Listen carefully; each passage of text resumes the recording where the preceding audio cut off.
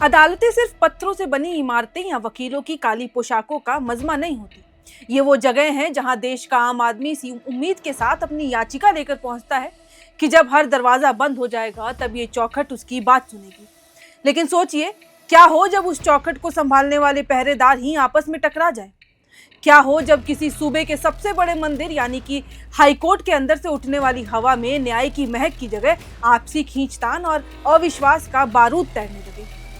आज बात राजस्थान की, बात उस राजस्थान हाईकोर्ट की जहां से आ रही खबरें किसी अदालती ड्रामे की स्क्रिप्ट जैसी लगती हैं, लेकिन ये कोई ड्रामा नहीं है, बिल्कुल कड़वी और नग्न हकीकत है। देश की सर्वोच्च अदालत यानी कि सुप्रीम कोर्ट के जस्टिस संदीप मेहता ने सीधे भारत के मुख्य न्यायाधीश सीजेआई सूर्यकांत को एक चिट्ठी नहीं बल्कि एक के बाद एक 3 चिट्ठियां लिख डाली। आरोप किस पर? राजस्थान हाईकोर्ट के कार्यवाहक चीफ जस्टिस संजीव प्रकाश शर्मा पर। आरोप क्या है? प्रशासनिक शक्तियों के दुरुपयोग का, साथ ही जजों को ट्रांसफर की धमकी देने का और यहां तक कि सीजेआई का करीबी होने का धौंस जमाने का। अब ये जो पूरा बवंडर उठा है, ये सिर्फ 2 जजों का व्यक्तिगत झगड़ा नहीं है। ये न्यायपालिका के आंतरिक तंत्र, कॉलोजियम व्यवस्था और प्रशासनिक पारदर्शिता पर उठते बड़े सवालों का एक जिंदा कैनवास है।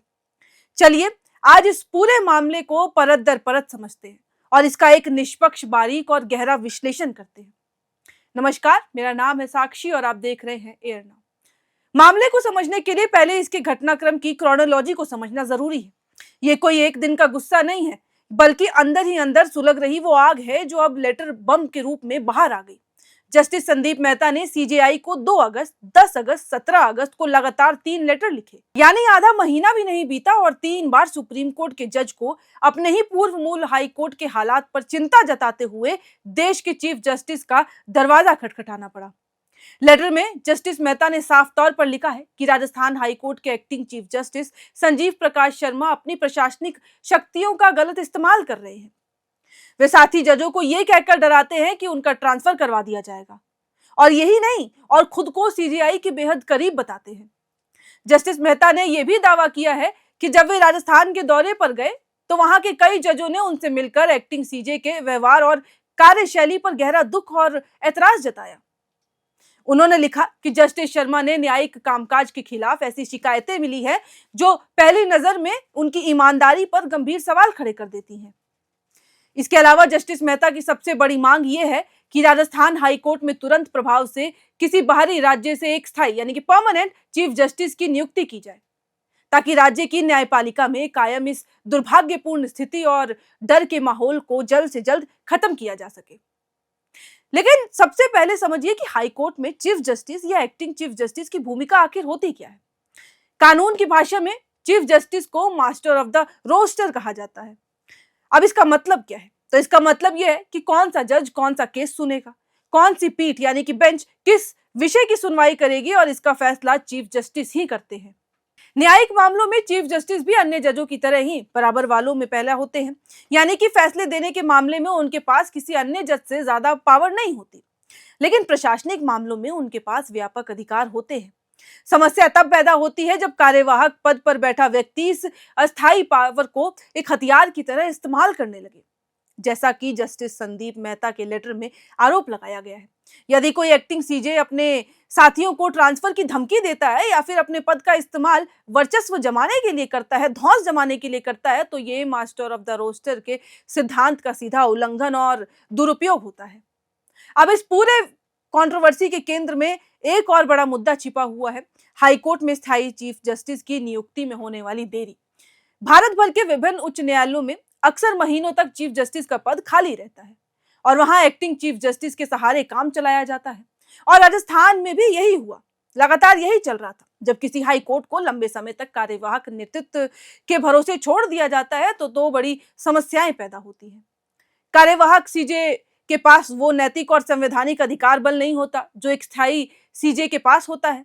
स्थायी नेतृत्व ना होने से हाईकोर्ट के वरिष्ठ जजों के बीच गुटबाजी और फिर खींचतान बढ़ने की गुंजाइश बन जाती है, जैसा कि फिलहाल राजस्थान में देखने को भी मिल रहा है। अब जस्टिस संदीप मेहता ने अपनी चिट्ठी में एक बेहद महत्वपूर्ण बिंदु उठाया है, किसी अन्य राज्य से चीफ जस्टिस की नियुक्ति। भारतीय न्यायपालिका में ये एक स्थापित परंपरा रही है कि किसी हाईकोर्ट का चीफ जस्टिस आमतौर पर उस राज्य के मूल कैडर का नहीं होता है, बल्कि किसी दूसरे राज्य से लाया जाता है। अब इसका मकसद क्या होता है? अब इसका मकसद बिल्कुल साफ है कि स्थानीय प्रभाव, व्यक्तिगत पूर्वाग्रह और स्थानीय बार वे बेंच के राजनीति समीकरणों के संस्था को दूर रखना, यानी कि जानते ही नहीं होंगे तो फिर गलत क्या होगा। राजस्थान में जब स्थानीय या अंदरूनी समीकरण हावी होने लगे तो जस्टिस मेहता को इसी बाहरी चीफ जस्टिस के नियम की याद दिलानी पड़ी। जस्टिस संदीप मेहता के आरोपों में सबसे ज्यादा चौंकाने वाली बात यह है कि एक्टिंग सीजे संजीव प्रकाश शर्मा खुद को सीजेआई का करीबी बताते हैं और इसी नाम पर साथी जजों पर दबाव बनाते हैं। और यह आरोप साधारण नहीं है, ये सीधे देश के मुख्य न्यायाधीश सीजेआई के पद की गरिमा पर चोट करता है। यदि किसी हाईकोर्ट के जज ये मानने लगे कि उनकी चीफ जस्टिस या फिर एक्टिंग सीजे सीधे सुप्रीम कोर्ट या फिर सीजेआई का खास है, तो वे आक्रामक या फिर निष्पक्ष होकर फैसला लेने में संकोच कर सकते हैं। जब ट्रांसफर की धमकियां दी जाती हैं तो ये जजों की स्वतंत्रता पर सीधा हमला है। एक जज बिना किसी डर या फिर पक्षपात के न्याय करने की शपथ लेता है, लेकिन अगर उसे अपने ही प्रशासनिक प्रमुख के ट्रांसफर का डर सताने लगे तो ये स्वतंत्र न्याय कैसे करेगा? आम जनता का न्यायपालिका पर जो भरोसा है वह इस बात पर टिका है कि जज किसी के दबाव में नहीं आते, लेकिन जब जज ही एक दूसरे पर दबाव बनाने का आरोप लगाने लगे तो फिर जनता के बीच क्या संदेश जाता है? अब सवाल ये उठता है कि क्या यहां से आगे क्या? सुप्रीम कोर्ट और खास तौर पर सीजेआई सूर्यकांत के सामने इस वक्त एक बहुत बड़ी संस्थागत चुनौती है। इस मामले को ठंडे बस्ते में नहीं डाला जा सकता, क्योंकि ये लेटर किसी वकील, नेता या आम नागरिक ने नहीं, बल्कि सुप्रीम कोर्ट के एक सिटिंग जज ने लिखा है, जो खुद राजस्थान हाईकोर्ट के लंबे समय तक वरिष्ठ जज रह चुके हैं और वहां की रग रग से वाकिफ है। सुप्रीम कोर्ट कॉलेजियम को राजस्थान हाईकोर्ट में किसी अन्य राज्य से एक मजबूत, निष्पक्ष और वरिष्ठ जज को स्थायी मुख्य न्यायाधीश के रूप में तुरंत नियुक्त करना चाहिए। अगर किसी एक्टिंग सीजे पर ईमानदारी और जजों को धमकाने जैसे गंभीर आरोप लगे हैं तो फिर न्यायपालिका की आंतरिक प्रक्रिया के तहत इन आरोपों की निष्पक्ष जांच भी होनी चाहिए, और ये बहुत अहम बन जाता है। सुप्रीम कोर्ट को यह तय करना होगा कि किसी भी हाई कोर्ट में कार्यवाहक मुख्य न्यायाधीश का कार्यकाल बेहद सीमित, जैसे कि 1 या 2 महीने से अधिक नहीं हो। जैसे ही पद खाली हो, नए स्थायी सीजे का नाम तय हो जाना चाहिए। कॉलेजियम को यह सुनिश्चित करना होगा कि जजों के ट्रांसफर या फिर पदोन्नति की प्रक्रिया इतनी पारदर्शी हो कि कोई भी व्यक्ति सीजेआई के नाम का इस्तेमाल एक डराने वाले हथियार की तरह ना कर सके, कि ऐसी समस्या फिर उत्पन्न ही ना हो सके। और समझने वाली बात यह है कि लोकतंत्र के इस सबसे मजबूत स्तंभ को अगर खतरा बाहर से नहीं है तो अंदर की इस दीमक से भी बचाना होगा। जब देश के सबसे बड़े जज आपस में पत्राचार के जरिए एक दूसरे की नियत और ईमानदारी पर सवाल उठा रहे हो तो फिर ये सिर्फ राजस्थान हाईकोर्ट की फाइल का मामला नहीं रह जाता, ये भारत के 140 करोड़ लोगों के उस भरोसे का मामला बन जाता है जो उन्होंने इस संविधान और इसकी अदालतों पर जताया है।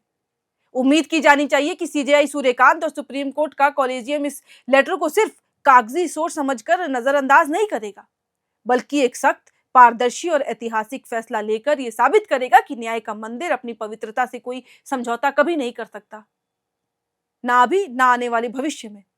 बाकी आप क्या सोचते हैं? क्या हाई कोर्ट्स में बाहरी राज्यों से ही चीफ जस्टिस बनाए जाने चाहिए? क्या न्यायपालिका की इस अंदरूनी खींचतान को जनता के सामने पारदर्शी तरीके से हल किया जाना चाहिए?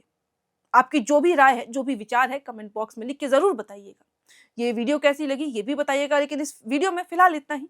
कैमरे के पीछे मौजूद है मेरे सहयोगी अभिषेक, और ऐसी और तमाम खबरों के लिए देखते रहे air now. FRP pressure vessels are made using fiber reinforced plastic, a powerful combination of high strength glass fibers and corrosion resistant resin. At Duraplast, we manufacture these vessels using advanced filament winding technology. Layer by layer, resin-coated glass fibers are precisely wound over a rotating mold, creating a structure that is lightweight, high strength, and built to handle pressure. The result? Superior corrosion resistance, longer lifespan, lower maintenance costs for industries that demand performance without compromise. For customized FRP pressure vessel solutions, you